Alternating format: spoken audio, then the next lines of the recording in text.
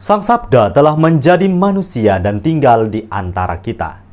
Para sahabat Sabda Hidup yang terkasih, berjumpa kembali bersama saya, Frater Jimmy, dalam permenungan hari ini.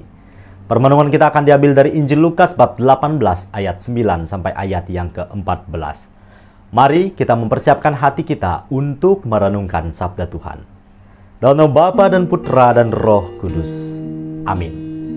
Semoga Tuhan beserta kita sekarang dan selama-lamanya. Inilah Injil suci menurut Lukas. Dimuliakanlah Tuhan.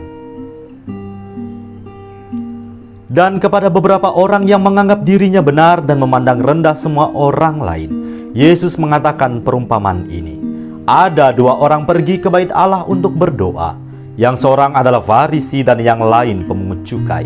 Orang Farisi itu berdiri dan berdoa dalam hatinya begini, "Ya Allah, aku mengucap syukur kepadamu, karena aku tidak sama seperti semua orang lain. Bukan perampok, bukan orang lalim, bukan pezinah, dan bukan juga seorang pemungut cukai ini. Aku berpuasa 2 kali seminggu. Aku memberikan 1/10 dari segala penghasilanku." Tetapi pemungut cukai itu berdiri jauh-jauh, bahkan ia tidak berani menengadah ke langit, melainkan ia memukul diri dan berkata, "Ya Allah, kasihanilah aku orang berdosa ini." Aku berkata kepadamu, orang ini pulang ke rumahnya sebagai orang yang dibenarkan Allah, dan orang lain itu tidak. Sebab barang siapa meninggikan diri, ia akan direndahkan, dan barang siapa merendahkan diri, ia akan ditinggikan. Demikianlah sabda Tuhan. Terpujilah Kristus. Para sahabat Sabda Hidup yang terkasih, perumpamaan yang Yesus sampaikan melalui bacaan Injil hari ini mengajak kita sekalian untuk berani menelisik lebih jauh ke dalam diri kita masing-masing. Dan kemudian berani juga untuk memposisikan diri kita. Apakah kita masuk golongan orang Farisi atau si pemungut cukai dalam perumpamaan tadi? Para sahabat yang terkasih, kita tahu bahwa orang Farisi dalam perumpamaan tadi menganggap diri paling benar, kemudian mudah untuk menganggap rendah orang lain.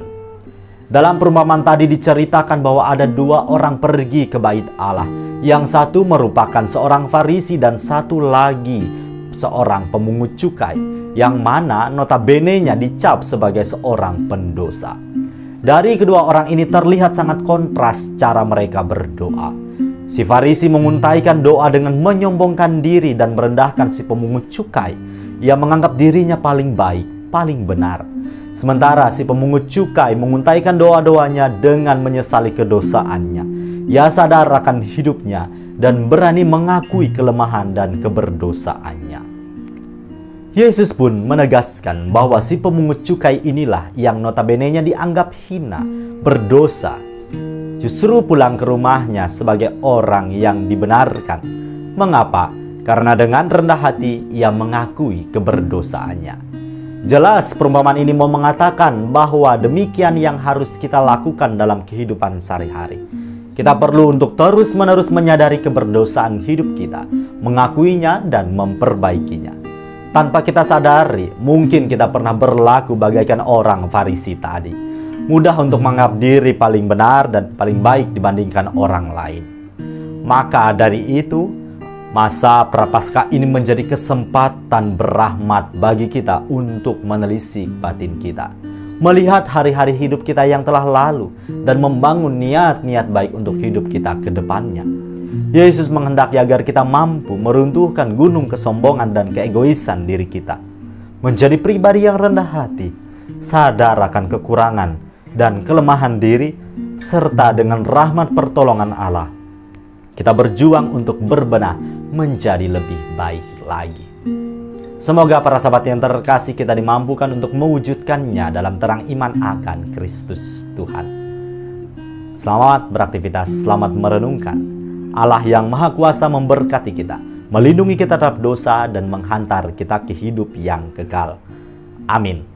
Dalam nama Bapa dan Putra dan Roh Kudus. Amin.